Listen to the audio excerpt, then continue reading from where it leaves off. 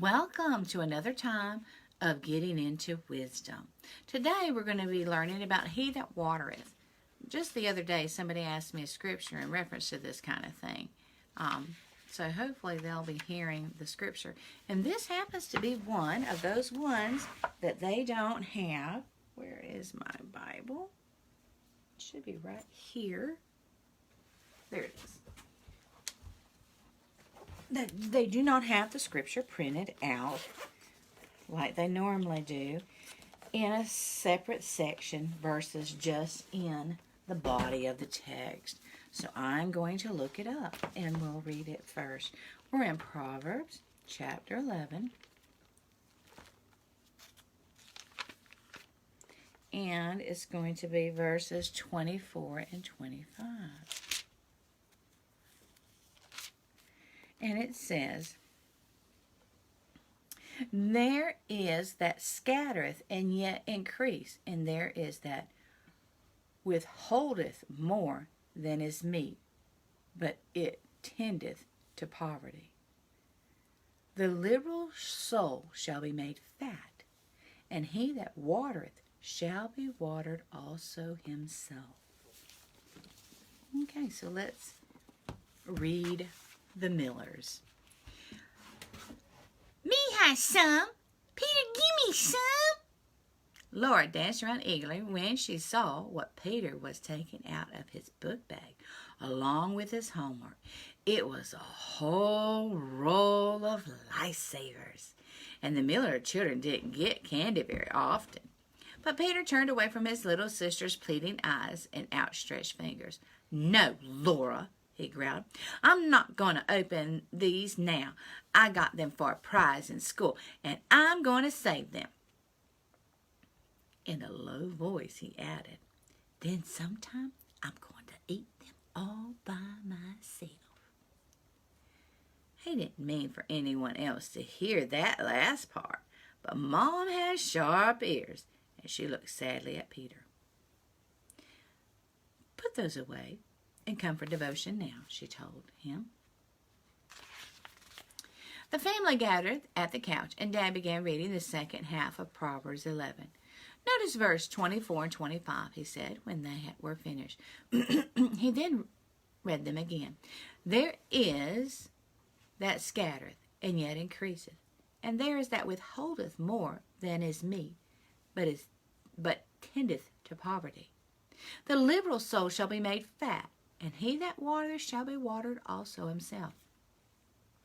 These verses, Dad explained, mean that a generous person who shares with others often ends up having more than the selfish person who tries to keep everything for himself. This is a hard thing for some people to understand, especially children or people who are immature. They think that the best way to be happy and have enough is to keep everything they can. Get what you can and can what you get. But God has planned that those who share will be blessed the most. Peter squirmed. The roll of the lifesavers felt hard and uncomfortable in his back pocket. But Dad did not know about them. But no one seemed to be looking at Peter. Do you know any stories about people like that? Timmy asked hopefully. It was always nice to have Mom or Dad stories to illustrate Bible verses. Mom smiled at Dad and nodded. When I was a little girl in Costa Rica, she began, my grandparents once came south on an airplane to visit us. It was the first time we had seen them for several years, and we were so excited. All of us. Of course, they had presents for all of us, and they even brought each of us children a big Hershey's chocolate bar. That was a real treat because we didn't have Hershey bars in Costa Rica. All my little brothers and sisters gobbled theirs up the first day and then felt rather sick afterwards. But I and my sister Mandy were more prudent. We each took little nibbles from one corner of our Hershey bar and then put them away to save for later. I was determined that I would enjoy mine for a long, long time. Grandpa visited Grandpa, they have a typo here. The grandparents visited us for a week, and we were all rather sad and lonely the day they left. But as we children were wandering around grumpily that evening, not sure what to do next, Mandy had an idea for cheering us up. She went to her drawer and brought out her precious Hershey bar. Returning to the kitchen, she took a knife and divided the chocolate into little squares. Then she passed them out to everyone, a piece for each, even me. She ate just one of the little pieces herself and beamed so happily at everyone else's happiness. Mandy always did love to share. There was just one piece left after she had given everybody one, and she wrapped it up to put back in her drawer. But the very next day, when one of the little boys fell and cut his leg, I saw her give him that last piece to stop his tears. Now Mandy's Hershey bar was all gone. She didn't seem to mind a bit. Mine was safe in my drawer, and I didn't plan on wasting any of it. I thought Mandy was silly to give most of hers away. Every once in a while, I would go and check if my chocolate was still there. I would sniff the rich, delicious smell, but I didn't eat any. Someday, I promised myself, on a special day, I would get out that Hershey bar and eat it all by myself. At last the day came when I decided to eat my chocolate bar. I waited until no one else was looking, and I crept cautiously into the bedroom. It had been several days since I last looked at the candy, so now I opened the door with eager anticipation.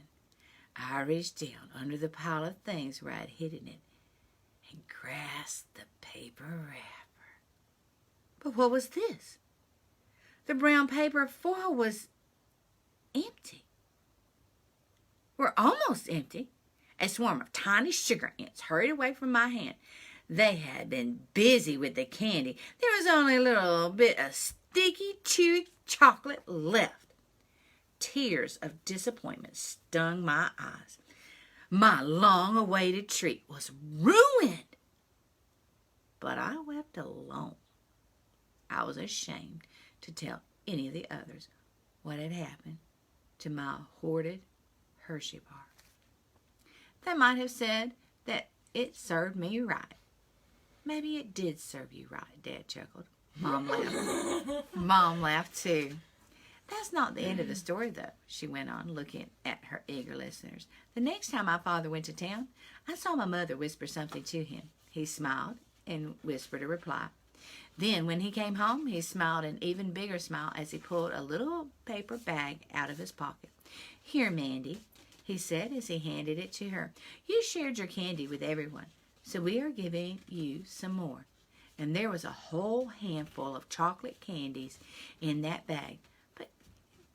You can guess what Mandy did with them. She shared those too. The Miller children chorused. That's right, Mom replied. She had learned the lesson of our verse from Proverbs tonight.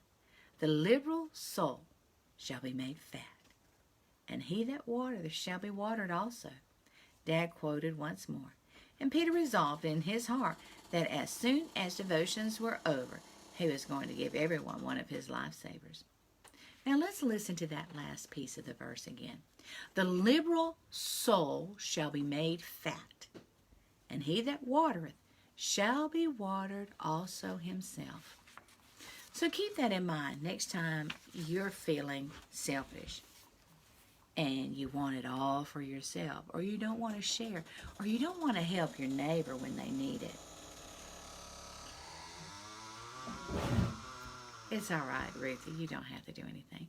So, until next time, you have a blessed day. And live and walk in wisdom. As much as lieth within you, live at peace with God and man. Bye-bye now.